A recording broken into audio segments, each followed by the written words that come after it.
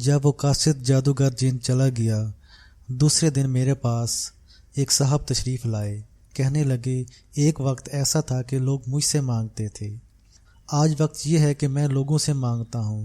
دولت مجھ سے روٹ گئی، عزت میری پامال ہو گئی، رزق مجھ سے چھن گیا، عزت مجھ سے چھن گئی، راحت اور برکت مجھ سے چھن گئی، زندگی اور راحت ہر چیز مجھ سے دور ہو گئی، پریشانیوں نے گھیر لیا، ذاتی گھر بہت بڑا مجھ سے بک گیا، قرضہ اب بھی نہیں اتر رہا، کسی نے مجھے سود کے قرضے پر لگا دیا، نہ چاہتے ہوئے بھی سود کے قرضے پر چلا گیا، زندگی نے مجھے پریشان کر دیا، اب تو زندگی کی بجائے موت کو ترجیح دیتا ہوں۔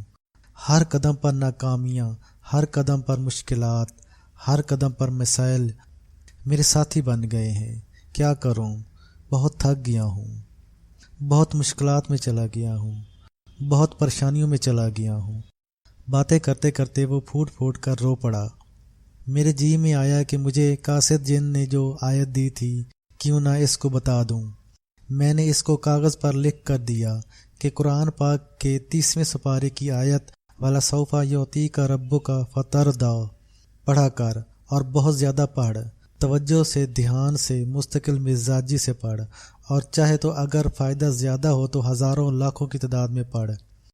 قرآن پاک پڑھنے کا ثواب بھی ملے گا، اور تیرے دکھ، درد اور پریشانیاں اور مسائل بھی حل ہو جائیں گے، اور تیری زندگی راحتوں میں تبدیل ہو جائے گی، اور مسائل تو اس سے دور ہو جائیں گے، عزت، کامیابیاں تیرے قریب آ جائیں گی۔ اور میں نے اس سے کہا کہ پڑھنے کے 2 مہینے بعد مجھے آ کر مل۔ اب یقین جانیے، جب وہ 2 مہینے کے بعد واپس آیا تو اس کی زندگی ایک بہت بڑی ترقی کا راز بن چکی تھی۔ اس نے عجیب واقعہ سنایا۔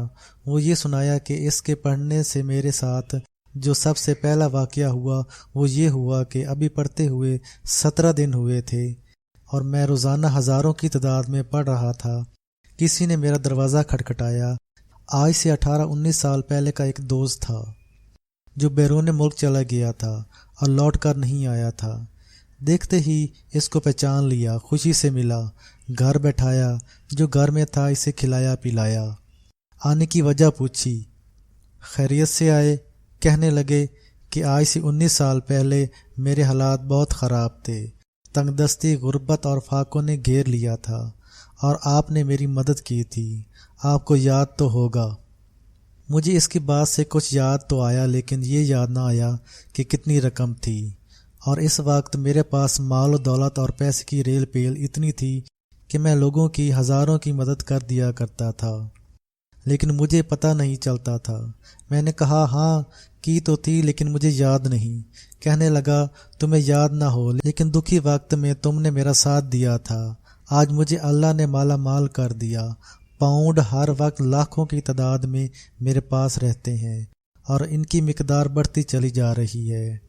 میں نے ایک دفعہ سوچا، میں اتنا جو مالدار ہوا ہوں وہ آپ کی مدد سے ہوا ہوں۔ یہ سوچیں کبھی آتی تھیں، کبھی چلی جاتی تھیں۔ یہ بات تو جی میں تھی کہ آپ کے پیسے آپ کو لوٹانے ہیں، لیکن زیادہ نہیں تھی۔ ابھی تقریباً ہفتہ ڈیڑھ سے یہ جذبہ کچھ زیادہ بڑک اٹھا ہے، اور میرے اندر بے چینی بڑھتی چلی گئی، اور میرے جی میں آیا کہ کیوں نہ میں آپ کو آپ کی رقم لوٹاؤں، اور یہ کہتے ہوئے اپنی جیب سے 3 لاکھ روپے نکالے اور کہنے لگے، یہ وہ رقم ہے جو آپ نے مجھے دی تھی، یہ میں آپ کے لوٹانے آیا ہوں۔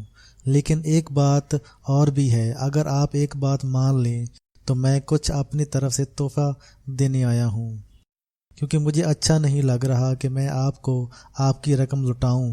اسے میری طرف سے سود نہ سمجھیے گا، میری طرف سے تحفہ ہے، اور 3 لاکھ مزید میرے سامنے رکھ دیے۔ میں اچانک اتنے پیسے دیکھ کر حیران ہوا۔ رقم میرے مطابق اس وقت بہت زیادہ تھی۔ میں نے زندگی میں لاکھوں کروڑوں دیکھے تھے۔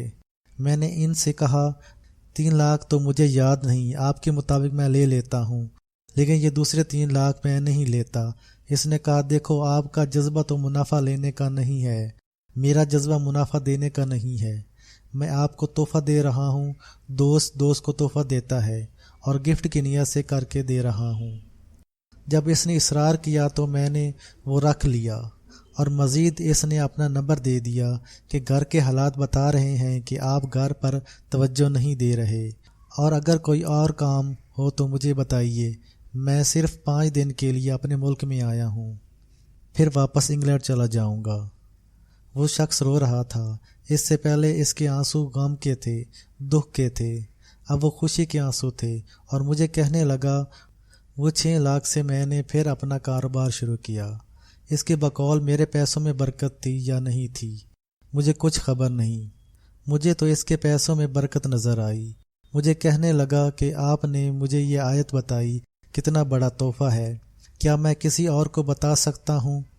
بہت سے دکھی لوگ ہیں جو میرے سامنے آتے ہیں، آپ یقین جانیے میں اس کی باتیں سن رہا تھا، اور ہیبت ناک افریقی جادوگر جس کے ساتھ میں نے دعوت کھائی تھی، اس کے قاصد کے ہدیے، اس کے قاصد کی کہانی اور اس کے قاصد کا وہ سارا عمل جو مجھے دے کر گیا تھا مجھے یاد آ رہا تھا، اور سوچنے لگا اتنا طاقتور عمل، اتنا فوری اثر عمل کہ ابھی اس نے صرف چند ماہ ہی اس کو پڑھا کہ یہ نتائج نکلے۔ میں نے اس سے کہا ہاں آپ کو اجازت ہے، آپ جس کو دینا چاہیں دے دیں۔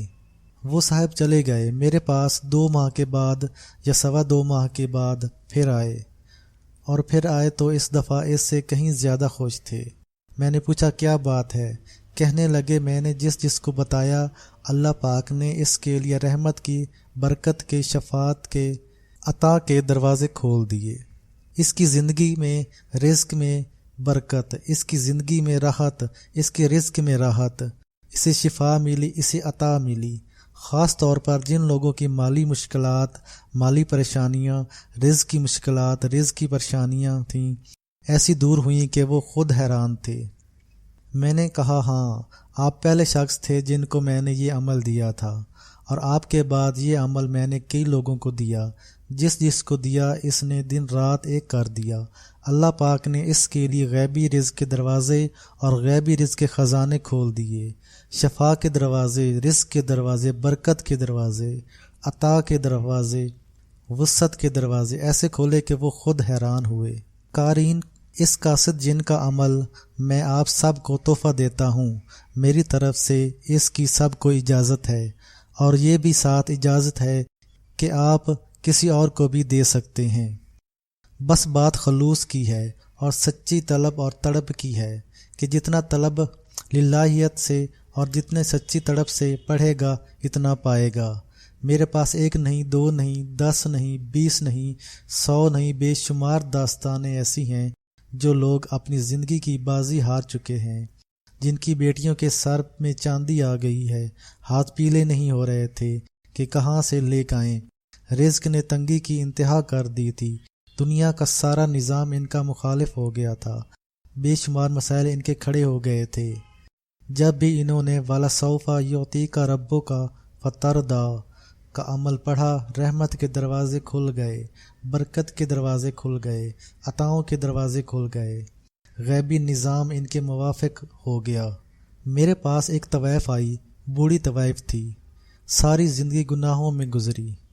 میرا تجربہ ہے کہ بوڑھی طوائف اور بوڑھا پہلوان بہت قسم پرسی کی زندگی گزارتا ہے۔ پہلوان کا جسم بھاری ہو چکا ہوتا ہے، اس کو کوئی سہارا نہیں دے سکتا، اور ساری زندگی کی چوٹیں بڑھاپے میں ظاہر ہوتی ہیں، اور طوائف کا حسن اور جوانی سب لٹ چکا ہوتا ہے۔ اب وہ زندگی اور معاشرے میں بوجھ ہوتی ہے۔ مجھ سے رو رو کر اپنی داستان بیان کر رہی تھی کہ وہ لوگ جو مجھے دیکھنے کو ترستے تھے، میری مسکراہٹ پر سینکڑوں نچھاور کر دیتے تھے، آج نظر نہیں آتے، آج میری آنسوؤں پر ان کو ترس نہیں آتا۔ مجھے ایک بزرگ کی بات یاد ہے، جب میری عمر 19 سال تھی، مجھ سے کہا بیٹا اس پیشے کو چھوڑ دے، لاکھوں آئیں گے بچے گا کچھ نہیں۔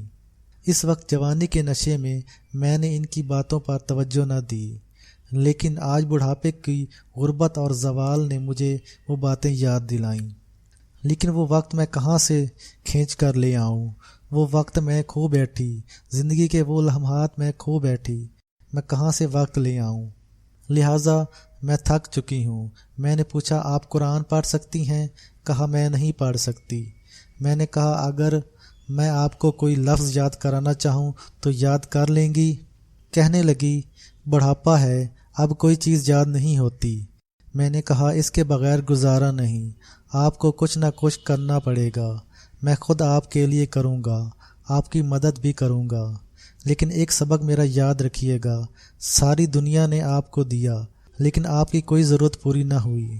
ساری دنیا آپ کو دینے پر آ جائے لیکن اللہ کے خزانوں میں سے آپ کو نہ ملے، آپ کو کوئی دے نہیں سکتا۔ میں نے یہ آیت وَلَسَوْفَ يُعْطِيكَ رَبُّكَ فَتَرْضَىٰ انہیں لکھ کر دی، چند بار دہرائی، ٹوٹی پھوٹی ان کی زبان پر آ گئی۔ میں نے کہا یہ آیت آپ یاد کر لیں اور اس کو سارا دن پڑھنا شروع کر دیں اور مسلسل پڑھتی رہیں، اتنا پڑھیں کہ اللہ کو ترس آ جائے۔ رو کر مجھ سے کہنے لگی مجھ بدکار کی دعائیں قبول ہوتی ہیں؟ تو میں نے اس سے کہا اللہ کے سارے صفاتی ناموں میں جو نام کریم ہے ایسا نام ہے جو سب کی سنتا ہے، سب کو دیتا ہے، اور جب کریم دینے پر آتا ہے اور اس کی موج رحمت متوجہ ہوتی ہے پھر بدکار اور نیک کو نہیں دیکھتا، پھر دے دیتا ہے۔ میں نے اسے تسلی دی اور کہا کہ ضرور کریں۔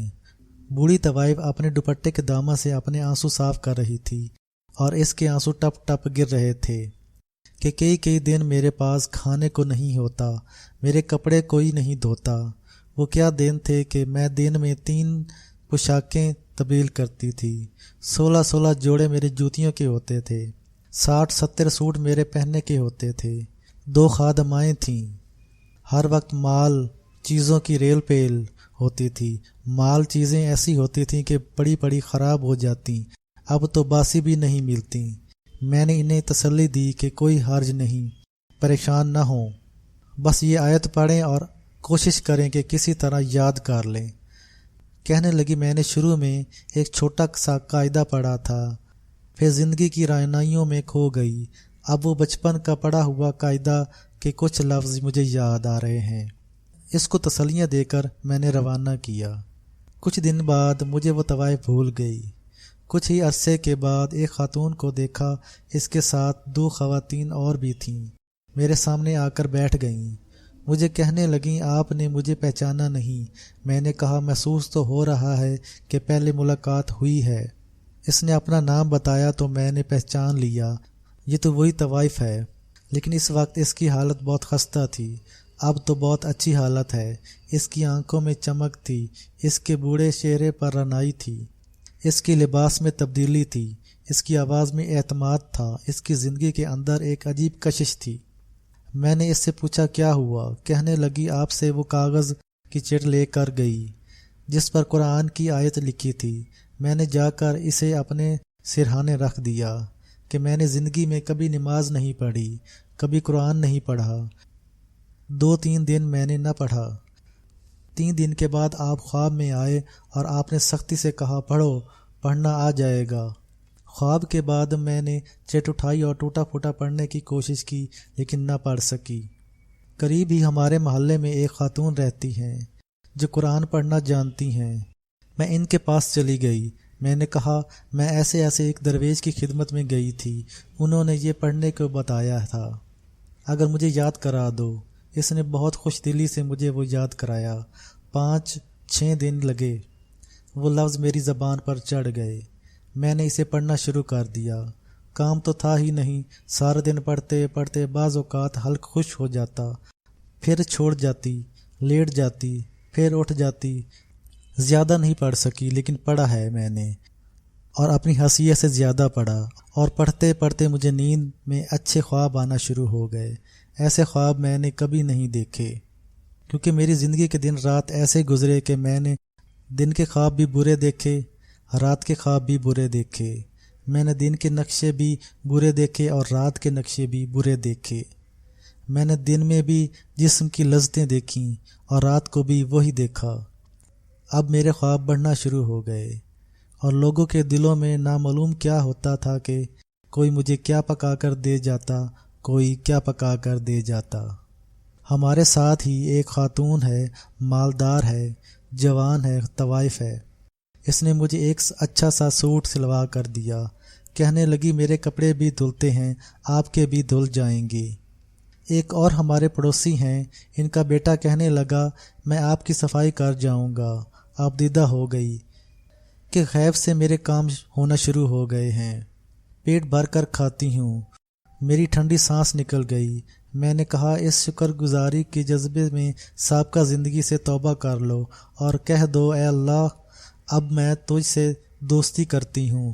مجھ سے کہنے لگی کہ اللہ مجھے معاف کر دے گا؟ میں نے کہا 100%، بس یہی پڑھتی رہے اور نماز پڑھ۔ اسی خاتون سے نماز سیکھ لے جس سے وظیفہ پڑھنا سیکھا تھا۔ قارئین، آج وہی طوائف تہجد گزار ہے، اللہ کے سامنے رونے والی، مانگنے والی ہے۔ وَلَسَوْفَ يُعْطِيكَ رَبُّكَ فَتَرْضَىٰ کا عمل بہت عجیب عمل ہے۔